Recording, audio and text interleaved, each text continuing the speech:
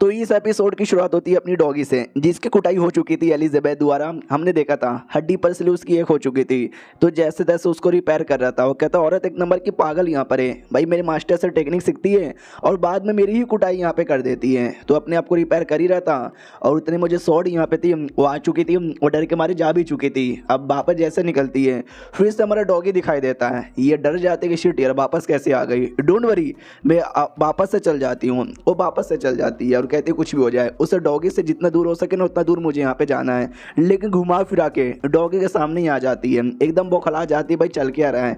तो हमको मालूम है इतने बड़े एरिया में बीच में बस एक घर है हमारे मेन कैरेक्टर का और कुछ भी यहाँ पे नहीं है। इसके लिए घुमा फिरा कर ना कहीं से वहीं पर आ जाती है। तो बड़े गुस्से में थी कि अरे यार ये भी कोई बात है क्या यार, मैं घुमा फिरा के यहीं पे काहे को आ रही हूँ, ये कुत्ता हर जगह यहाँ पे कैसे है, बस बहुत हो चुका है। वो जानबूझ के मुझे इरिटेट कर रहा है। अब आमना सामना होगा डायरेक्ट। तो लिटरली वही अपने स्वॉर्ड के फॉर्म में आती है और हमला करने के लिए आगे बढ़ जाती है। उतने में डॉगी ने अपने आप को रिपेयर कर लिया था। तो वो भी सामने से देखता है कि अपना वही स्वॉर्ड यहाँ पे आ रहा है, तो अच्छे से ना स्कैन यहाँ पे कर लिया जाता है। तो पता चलता है ये तो अपने मास्टर का आइटम है, तो इसमें क्या ही डेंजर हो सकता है। तो भाई ये सामने से फ्लैग निकाल लेता है और उस पर लिखा हुआ था वेलकम होम, स्वागत है तुम्हारा। तो वो भी रुक जाती है, व्हाट डू मीन भाई वेलकम होम। तो डॉगी कहता है घर पे आओ और क्या।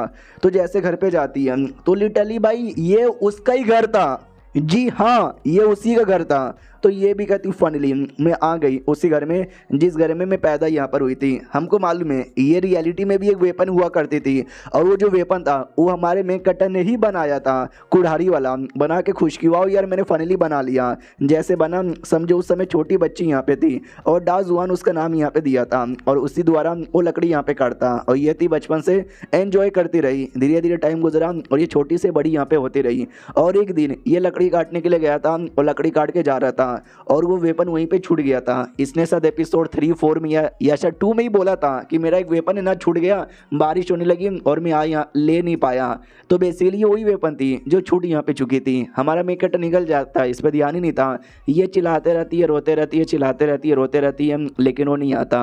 100 साल 200 साल 300 साल 500 साल गुजर जाते हैं और इसके अंदर गुस्सा नफरत जलन वो सारी फीलिंग आ जाती है। वही लगभग 500 साल बाद वो जो धोखेबाज एल्डर यहाँ पे था, एल्डर एक्स है, तो वो जंगल में आया था डार्क गर्ल से मिलने के लिए और कहता साले तूने बोला था तुम मुझे स्ट्रॉन्ग बनाओगे, कैसे स्ट्रॉन्ग बनाओगे। तो डार्क गर्ल वाले कुछ तो लिक्विड यहाँ पे देते हैं और कहते हैं भाई ये यहाँ पर है पोशन। तो सामने से वो भी कहता है ओ हो ये क्या सच में इसको पीते ही मैं स्ट्रॉन्ग यहाँ पे बन जाऊँगा। तभी है ना एक आवाज़ आती है तो ये लोग भी घबरा जाते हैं किसकी आवाज़ यहाँ पर है। तो वो आदमी है ना वो भी कहता है फक यार ये मैंने जैसे पोशन यहाँ पे पिया मेरी बॉडी में पावर आ गया। और तभी जो अपना है ना स्वॉर्ड या फिर कुल्हाड़ी और जोरदार रिएक्शन यहाँ पे देती है। जैसे रिएक्शन देती है एल्डर एक्स भी देखता बाप रे ये क्या रिएक्शन है, ये क्या पावर है, कौन ये औरत है, एक सेकंड ये तो कोई एक्स यहाँ पर है। तो एक्स भी कहती है घुटने पे आओ, तो वो घुटने पे आ जाता है और कहता बोलो सीनियर क्या काम है। तो ये अपनी इंसान के फॉर्म में आती है, कहती है मेरा नाम है ना डेमोन बैरियर है और तुमको पावर यहाँ पे चाहिए क्या, मैं तुमको दे सकती हूँ। और तब से उसके पास यहाँ पे मिल जाती है और फिर क्या बवाल हुआ था हमने देखा भी था। तो ये सारा बात ये याद करती है और कहती 500 साल हो चुका है यार मुझे सारी बातें यहाँ पे याद है, मैं बहुत ज़्यादा गुस्से में हूँ लेकिन वापस इस घर में आके भाई मुझे अच्छा यहाँ पे लग रहा है। फिर हमारा मेक कटर दिख जाता है जो ये कहता है कि सुनो यार मैं तुम्हारे लिए कुछ खाना लेकर आया, जब तक के लिए तुम बैठे रहो। ओ ये तुम फाइनली यहाँ पे दिख गए। तो वो भी खुश हो जाती है, अक्सर पहचान लिएगा मुझे। हमारा मेक कटर अल्फा यानी स्वॉर्ड को पहचानता है और कहता चल भाई मैं तो सोच रहा था लकड़ी यहाँ पे कैसे काटूं लेकिन तू मिल गया तो मैं काट सकता हूँ। तो उसको गुस्सा आता है कि अरे यार अब मुझे समझ आया इसको कोई स्वॉर्ड मिल गया तो ये उसके प्यार में पागल हो गया और ये मेरे बारे में यहाँ पे भूल गया था। भाई नहीं छोड़ूंगी इसे बिल्कुल भी ना। हमारा मेक कटर आराम से स्वॉर्ड लेके जा रहा था तो वो ऐसा पूरा रोकने की कोशिश करती है। हमारा मेक कटर तो आराम से ले लेता है कि भाई क्या हुआ तू ऐसा लगता है गुस्से में है। ये भी पूरा ऐसा दम होती है कि भाई यार इसने जब मुझे टच किया ना तो बहुत ज़्यादा फेमिलियर सी फीलिंग आ रही है, बहुत बोले तो बहुत ही ज़्यादा। फिर लेता लकड़ी काटने को तैयार है। हमारे मेक कट्टर को भी लगता है कि न जाने क्यों यार बहुत ही ज़्यादा पुरानी आदत ताज़ा हो गई। वो भी कहती कि बड़ा यार नाटक कर रहा है, इसको सारी बातें मालूम है बस नाटक कर रहा है, मैं इसको करने नहीं दूंगी कुछ। हमारा मेक कटर स्वॉर्ड लेता है लेके काट देता है। उसको एकदम अच्छा लगता है कि अरे यार मैं रोकने की पूरी कोशिश कर रही हूँ लेकिन मैं रोक नहीं पा रही। हमारा मेक कटर फिर से काटता है भाई और गेज़म ही आ जाते हैं कि भाई 500 साल हो गए, 500 साल पहले ये मज़े लेती थी और आज भी ये मज़ा आ रहा है।